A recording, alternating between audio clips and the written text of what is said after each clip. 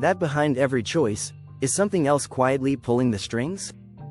Welcome to Quicklet, where we break down the world's deepest questions into clear, thought-provoking videos designed to shift how you see life in minutes.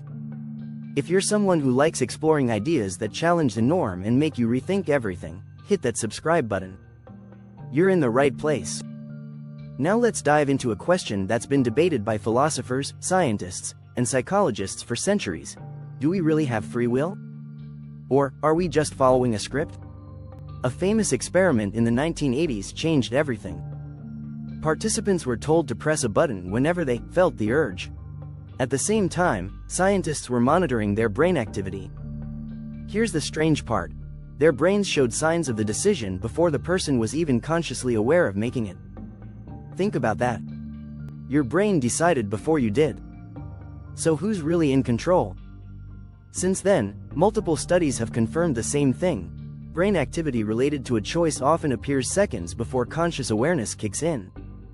In some cases, as long as 7 seconds ahead. That's not your gut talking.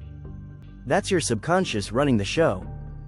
We like to imagine we're fully in charge of our thoughts. But most of our preferences, habits, and decisions come from years of experiences we didn't choose, how we were raised, what society told us, what we've been rewarded or punished for. When you scroll through your phone, buy a certain brand, or vote a certain way, are you acting freely? Or are you responding to a lifetime of quiet conditioning? But this doesn't mean you're powerless. There's a difference between being influenced and being trapped. Awareness changes everything. The moment you realize your thoughts aren't always yours, the moment you pause before reacting, that's the moment you take the wheel. Imagine your mind like a massive autopilot system. Most of us are flying on default settings. But once you wake up, you can override the system, one thought at a time. Psychiatrist and Holocaust survivor Viktor Frankl once said, "Between stimulus and response, there is a space. In that space is our power to choose. That space, that pause, is where your freedom lives." It's not perfect. It's not unlimited. But it's real. And the more you use it, the stronger it gets. Interestingly, people who believe in free will, whether or not it exists fully, tend to live more empowered lives. They're more motivated. They take responsibility.